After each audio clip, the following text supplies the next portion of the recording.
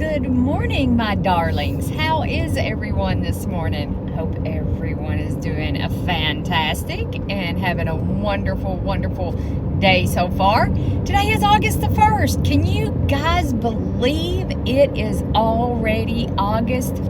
Blown away. Blown away. I don't know where this year has gone, but it certainly has gone somewhere. So I just wanted to pop on and do a quick video, and I'm curious if anybody else out there suffers with obsessive compulsive disorder. I have it bad. I do. I have it bad. Like, I'm a neat freak. I'm very clean. You wouldn't know that. Like my house. I like my house to be very clean, very neat, everything in order. It's ridiculous, I'm not as bad as I used to be. It just be really, really bad. And then at work, my desk is a disaster. There's papers everywhere. Not really everywhere, but anyway. And then I get obsessed with ideas. I've recently started writing, being an indie author, and I find that very, very enjoyable. And I really love doing illustrated children's books. I think that, and journals and things like that. Not so much high content books. But I got so obsessed with that. I watched thousands of hours on YouTube. How these people were running a KDP business and how they market it and I always jump into stuff with both feet. I never have a plan, ever. I never have a plan. I never think things through. I just get an idea in my head and off I go at 1,000 miles an hour. And I become so obsessed with this idea that I exclude everything else.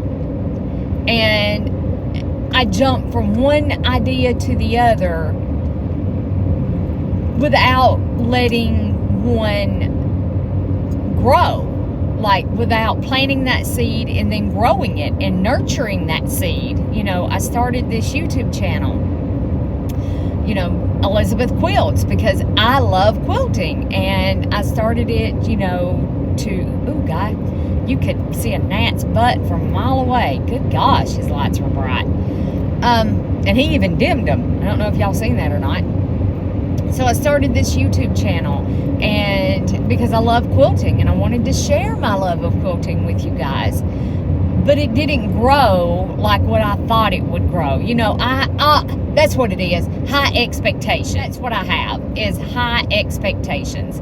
I get these grandiose ideas, and I have these super high expectations about how things are going to do, and it's just going to take off, and I'm going to have 100,000 viewers in 6 months, and blah, blah, blah. And then I get so disappointed when my grand plans, and I can't even say plans because I planned nothing, when these harebrained ideas don't come to fruition like I think they should.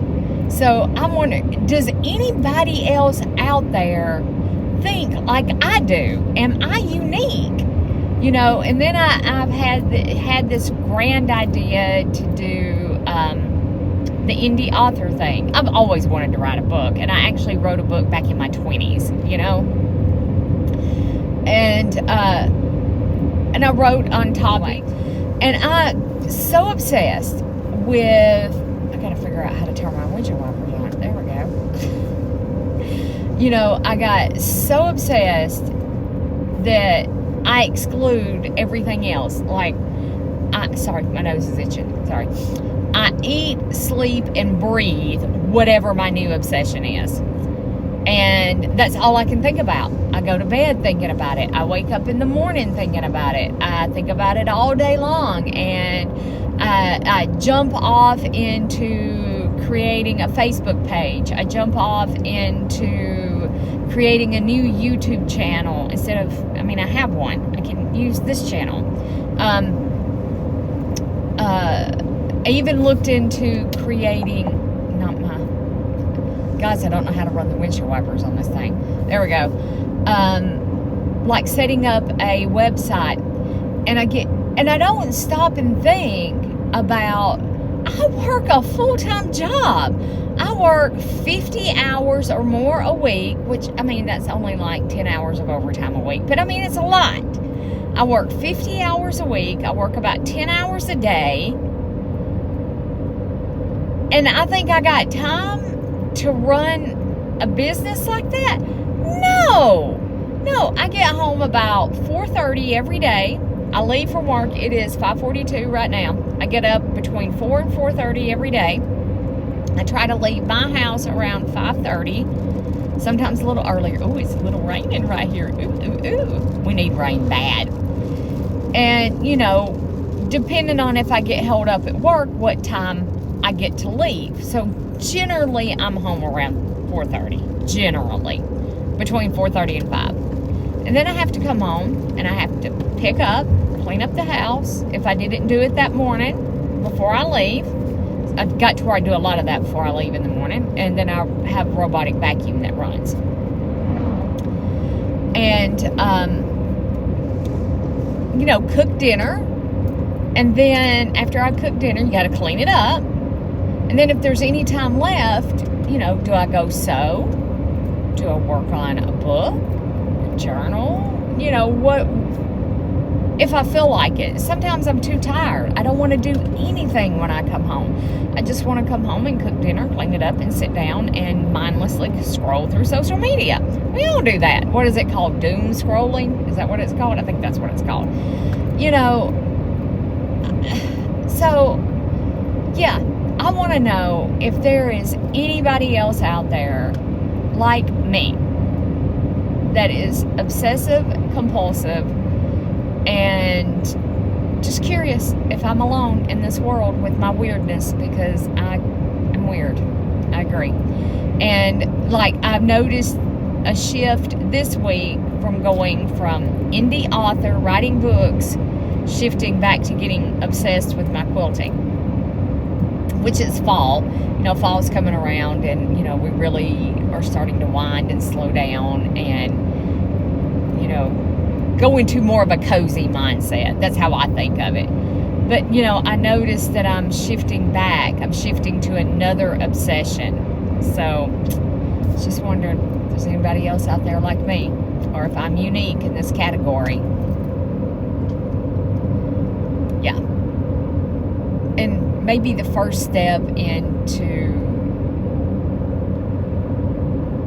finding help or trying to help myself is admitting I have a problem. And I know I have a problem. I've had obsessive compulsive disorder my whole entire life. And usually it manifested in cleaning. Everything had to be spotlessly clean. And now y'all are crooked, and I apologize. It's the way you have you set up on the dash. So,